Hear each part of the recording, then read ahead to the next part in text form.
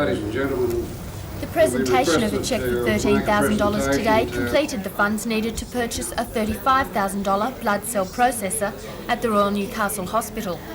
Arthur Wade, State Member for Newcastle, made the presentation on behalf of an anonymous benefactor to the hospital's Executive Officer, Dr. Elwyn Currow. The processor, now waiting delivery from America, washes a patient's blood and bone marrow and then freezes it for storage for periods of up to 10 years. In this way, marrow can be collected and stored when a patient is in remission, ready for use when they again relapse and need a compatible marrow transfusion. At present, only a quarter of leukaemia sufferers have access to compatible marrow when the need arises. Dr. Sandra Deveridge, Director of the Newcastle Blood Bank, says the blood cell processor will save patients time and cost in their hospital treatment. And give it back to the patient. Now what that means for them is that their bone marrow will recover more quickly and they'll spend less time in hospital than they do at the moment. They'll need less antibiotics in the treatment of infections and less blood products to treat bleeding problems.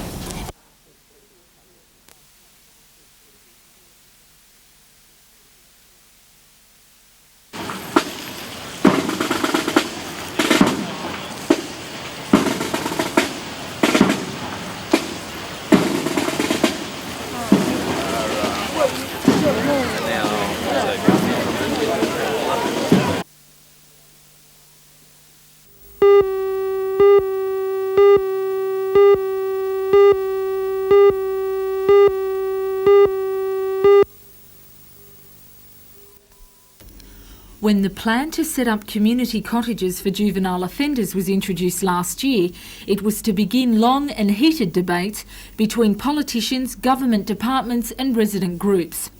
Under the recommendations of the new review, there should be termination forthwith of the community cottage scheme where young offenders are housed in the community, closure of the Mount Penang Training School, upgrading of security in young offender institutions and a new system of classification for young offenders.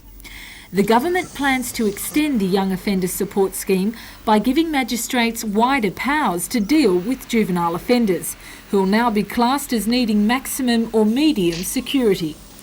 The community cottage planned for Regent Street, Maitland, came under harsh opposition by both the community and the local council. Mayor Pat Hughes says he believes the government's decision to scrap the scheme will be in the interest of everyone. Happy with the Minister's decision? I'm very happy with the Minister's decision because I know that there will be a lot of relieved and thankful residents in the Regent Street area, and I believe that Council's prerogative is to see that its residents are happy. Member for Charlestown Richard Face says the house at 2 Conrad Close, planned as a community cottage, will now be used to house state wards. But spokesman for the local action group John Cooper says he doesn't trust the government and believes those plans could be changed. We're not happy that Youth and Community Services or any government department has control over the house at 2 Conrad Close. We don't trust Youth and Community Services. Their track record suggests to us that at any time that they can change the usage of the house. And as far as we're concerned, we want the house sold on the open market and put back to its normal use, that of a community dwelling.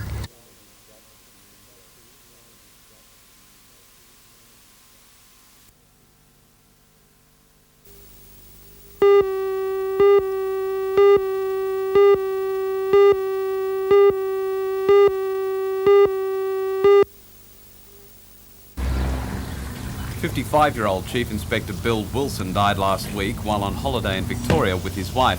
He joined the force in 1950, as well as serving in several country areas. He worked as a general duties policeman in the Sydney metropolitan region.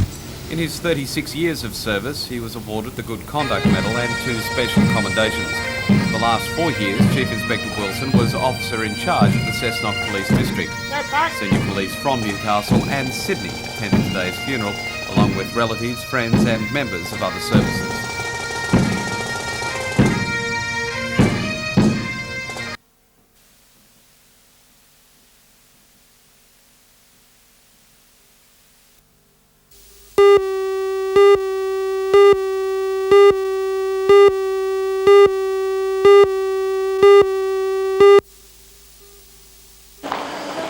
The survey polled a cross-section of people from Newcastle, Sydney, Wollongong and country areas of New South Wales The result? Most people believe locally made goods are not up to scratch and are too dear.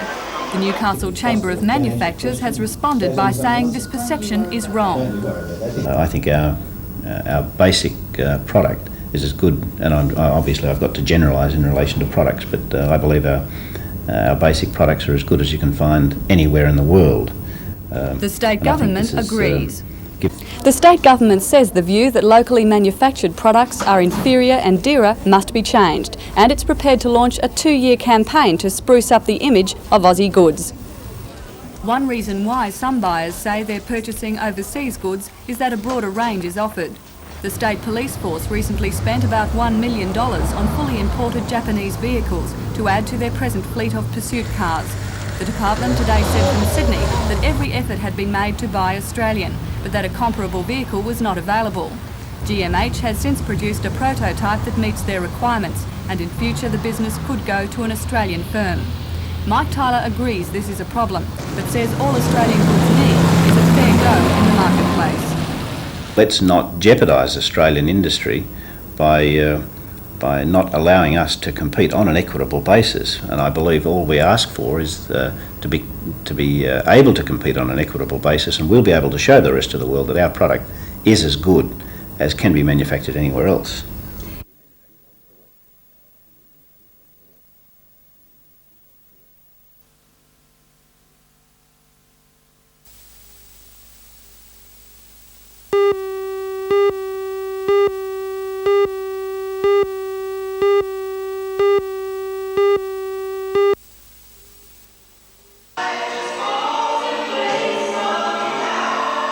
Move over South Fork as the epitome of Texan splendour. The old Texas ranch just outside Raymond Terrace turned on its own special brand of American hospitality when Bob Weibel of Seattle exchanged vows with his own Texas rose, Nancy Betsina. Nancy left the States just 2 weeks ago to keep this appointment. The ceremony featured many distinctive American traditions, including lip singing or miming. Sparklers were also exchanged between the bride and groom. Ladies and gentlemen, Mr. and Mrs. Bob Weibel.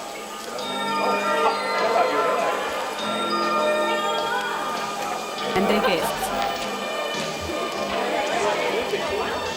Attention to detail was a feature of the ceremony, right down to the choux pastry wedding cake, while the reception was a case of everyone joining in for more singing and high-spirited antics.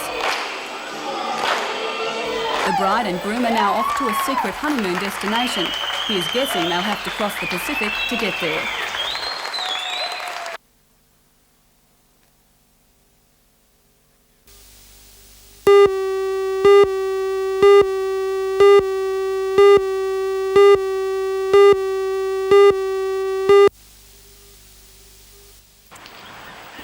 On this day 100 years ago, the Sisters of Mercy arrived in the Branxton area. They were largely responsible for education in this region in the 1800s and early 1900s. The day after they arrived in Branxton, they were running classes at the local church and also at nearby Greta. Today they were celebrating that event, and hundreds turned out at the convent dressed in period costume. As part of the celebrations, they reenacted the arrival of the sisters and also ran a procession in the streets. The convent in Branxton and the infant school at Greta cater for more than 200 students today. The celebrations continue tonight with a Centenary Ball and Grand Parade, and tomorrow with a special service and lunchtime barbecue.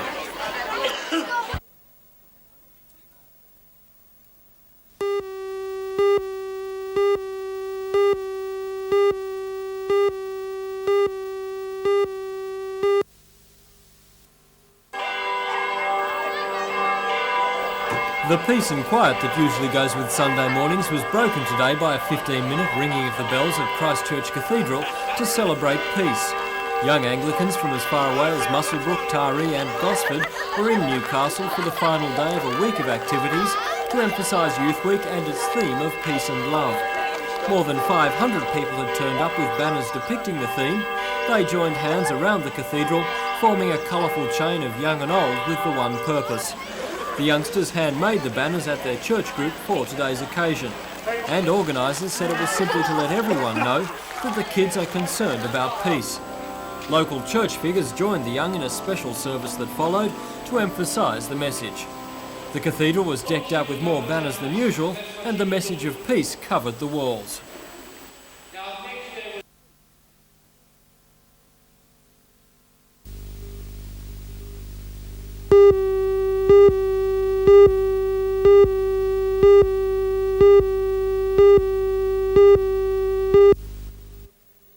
The decision by the state government to delay Charlestown West bypass by at least 4 years has drawn widespread criticism from the local community.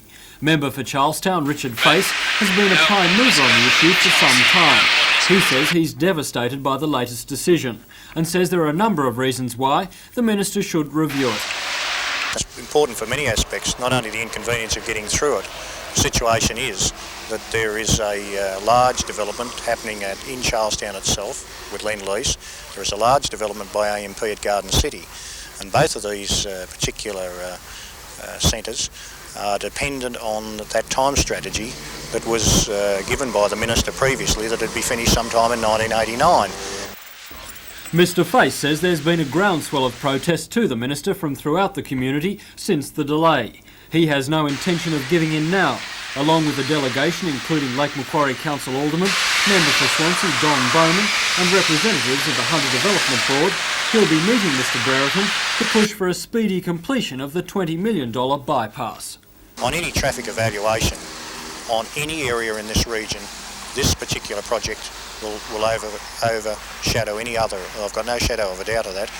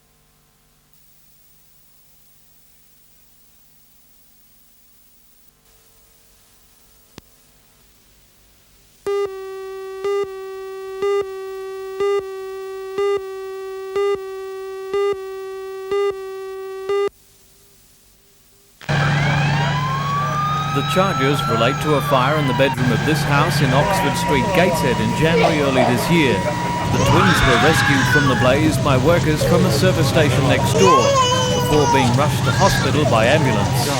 The boy suffered burns to 50% of his body and his sister suffered burns to a quarter of hers. Other children in the house at the time escaped unhurt, but mattresses thrown out of the house by firemen were badly charred.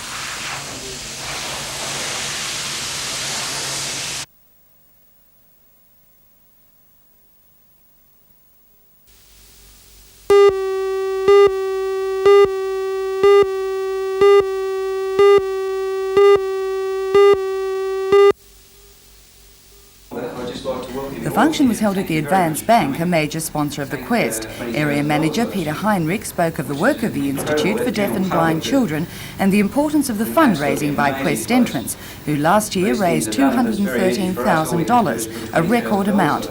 Mr Heinrich then introduced the 1986 Motherhood Quest winner, Bronwyn Roberts. I have great pleasure in officially launching the Motherhood Quests here. Later Quest coordinator Jenny McCauley said there are many reasons for women why to women become enter the and Quest join the such as Motherhood this. Quest. Well, I think probably the self-satisfaction that mothers get out of joining the Quest is probably the most important as far as they're concerned. I think most of them realise that they've got healthy children of their own, and just to do something a little bit for handicapped children gives them much pleasure, and I'm pleased to say that I think that is why the majority do enter the Quest.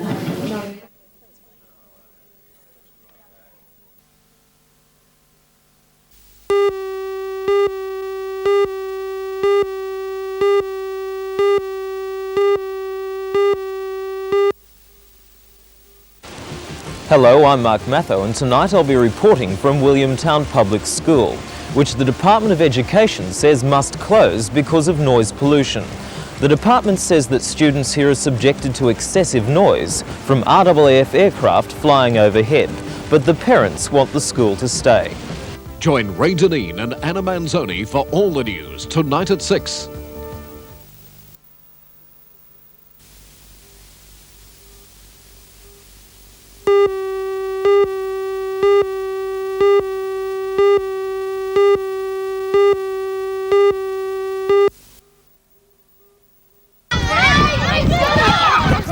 Declining enrolments is not unique to Meriwether Heights Public School. What is, however, is the way parents and teachers at the school have taken on the problem. Last year they produced this brochure to advertise what the school has to offer to families moving into the area. And according to Principal John Peace, the brochure achieved the desired effect. It was a great success. We retained students and we retained staff. In fact, because of the brochure, 6 extra students enrolled at the school. But declining enrolments is a problem the school again faces. Decline will mean that we will lose 1 teacher this year. We will lose the principal and the deputy the following year, and then the school will stabilise at around 5 teachers. The school's feeding area of Meriwether Heights is characterised by an ageing and stable population. Families that moved there in past years have stayed. Fewer young families now live in the area. So again, this year the school will promote itself with the brochure. A main target of the campaign will be parents who send their children to private schools without first considering the facilities offered by the public school. Meriwether Heights needs only to lose 2 students from its current enrolment of 182 to have its teaching staff reduced from 7 to 6.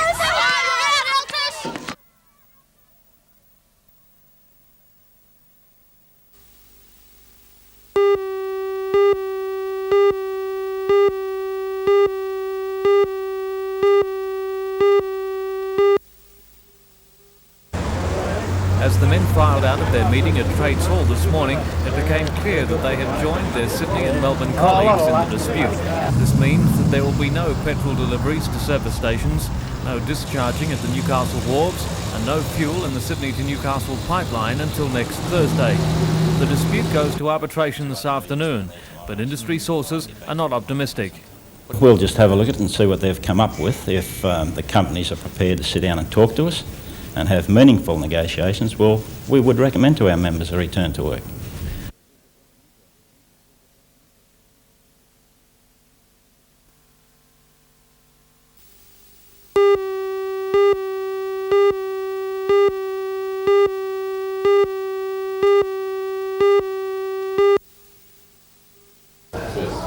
The Japanese delegation represents Sanreku and Mitsubishi, 2 major companies in both promotion and distribution of wine. They visited most wineries in the Hunter, and already an order of 10,000 cases have been placed. 2 or 3 other orders may follow. Hopes Australia's wine export market will expand to Japan were dashed during the Austrian wine additive scandal. Then 16 million bottles of wine were pulled off Japanese retail shelves. Non-wine sales there suffered because of both Austrians and Australians were confused. But after intense lobbying by the federal government and consortiums like the Hunter Wine Export Group, Japanese interest in Australian wines is on the increase. Our aim is to, with these people, let them see what we've got here, what we can do, let them have a look at our wines on our home grounds so that they can appreciate the quality and that where they come from.